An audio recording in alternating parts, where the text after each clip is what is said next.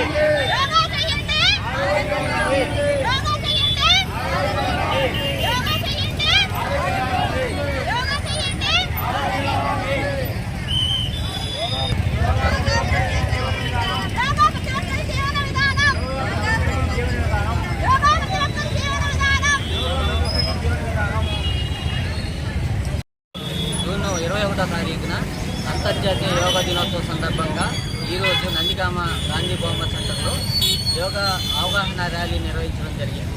ఈ ర్యాలీ ముఖ్య ఉద్దేశం ప్రతి ఒక్కరూ తన జీవన విధానాన్ని మార్చుకొని యోగాను ఆచరించి యోగం ద్వారా యోగాలతో ఆరోగ్యాన్ని పెంపొందించుకోవాలని, ప్రతి ఒక్కరూ ఉదయం కనీసం 20 నిమిషాల పాటు యోగా చేయాలని, దానివల్ల ఆరోగ్యము మానసిక ప్రశాంతత అన్నీ వస్తాయి. కాబట్టి ఇది అంతర్జాతీయంగా ఇది 10వ అంతర్జాతీయ యోగా దినోత్సవాన్ని యావత్ భారతదేశం మొత్తం నిర్వహించుకుంటున్న సందర్భంలో ఈ ర్యాలీ నిర్వహించడం జరిగింది.